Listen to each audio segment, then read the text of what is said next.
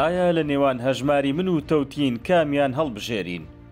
لە مانگی ئەیلولی ساڵی ڕابردوو حکوومەتی هەرێم پرۆژەی بە دیجیتالکردنی موچەی فەرمانبەرانی لە ژێرناوی پرۆژەی هەژماری من ڕاگەیان. وەک خۆشیان دەڵێن ئامانج لە پرۆژەکە ڕێگریکردنە لە مامەڵە بە پارەی کاش. بۆ مەبەستەش سەرەتا لە نەخۆشخانەی ئافرەتان و لەدایک بوون لە شاری هەولێر دەستیان پێکرد. پرۆژەکە کراوەیە بۆ هەر بانکێک کە بتوانێت لەم پرۆژەیە بەشدار بێت.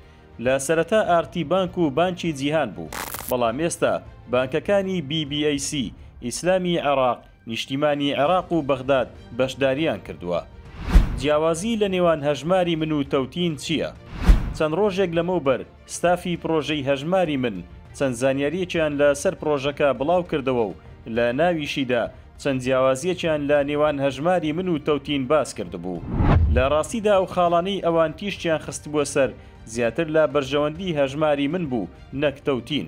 تەوتین بە هەمان شێوەی هەژماری من بە دیجیتالکردنی موچەی فەرمانبەرانە، بەڵام چەند جیاوازیەکی هەیە کە لێرەدا دەیخەینە ڕوو. یەکەم، تەوتین لە ڕێگەی بانکە حکوومیەکانەوە سەرپەرشتی دەکرێت. لە عێراق هەریەک لە بانکەکانی ڕەشید و ڕافیدەین و سێ بانکی تری حکومی بەشدارن لە تەوتین. ئەم بانکانە خاوەندارێتیان دەگەڕێتەوە بۆ دەوڵەتی عێراق. ئەمەش ئەوە دەگەێنێت کە فەرمانبەر هەمیشە موچەکەی پارێزراوە، چونکە موچەکەی لە خەزێنەی دەوڵەتە. بەڵام هەژماری من لەلایەن 6 بانکی ناحکومی ئەهلی سەرپەرشتی دەکرێت کە خاوەندارێتیان دەگەڕێتەوە بۆ چەند کەسێکی بازرگان و لە ناویشاندا کەسانی سیاسی هەن. لە گەری دروستبوونی کێشە لە نێوان فەرمانبەر و بانکەکە لە تەوتیندا فەرمانبەر ڕاستەوخۆ سکاڵا لەسەر حکوومەت تۆمار دەکات، بەڵام لە هەژماری من دەبێت سکاڵا لەسەر بەڕێوەبەری بانکەکە تۆمار بکرێت. دووەم، لە ڕووی ڕاکێشانی پارەوە موچە لە هەژماری من فەرمانبەر موچەکەی هەرچەند بێت ناتوانێت بەجارێک موچەکەی ڕابکێشێت. لە ڕاکێشانێک فەرمانبەر دەتوانێت لە 600 بۆ 750 هزار دینار ڕابکێشێت، ئەویتر لە دوای 24 کاتژمێر ڕابکێشێت. بانکەکانی بەشداربوو لە هەژماری من سوودێکی زۆر لەم پرۆسەیە دەبینن، چونکە ئەم پارەیە لە بانک دەمێنێتەوە، بەمەش بانک دەتوانێت ئەم پارەیە بۆ خۆی بەکاربێنێت. بەڵام لە تەوتین فەرمانبەر موچەکەی هەرچەند بێت بە شێوەیەکی ئارەزومەندانە دەتوانێت هەمووی بەیەکەوە یاخود بە چەند جارێک ڕابکێشێت.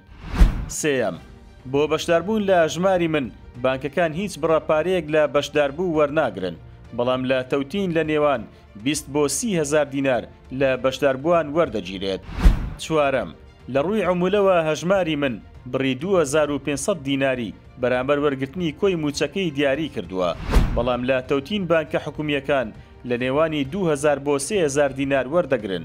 واگەر لە نووسنگەکان وەربگریت جگە لە عمولەی بانکەکە عمولەی نووسنگەکەش دەبێت بدەیت کە بڕی 3000 دینارە بۆ هەر ملیۆنێک.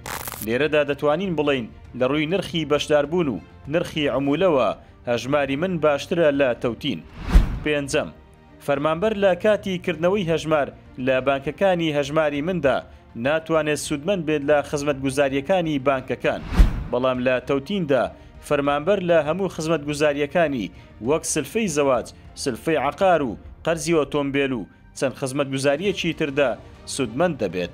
بۆ نمونە لە تەوتین فەرمانبەر 7 ڕۆژ بەر لە هاتنی موچەکەی دەتوانێت بڕی 200 هزار دینار وەک قەرزێک ڕابکێشێت تا موچەکەی وەردەگرێت، کە موچەکەی هات بانکەکە بەرامبەر ئەمە بڕی 10,000 دینار لە موچەکەی دەجێڕێتەوە.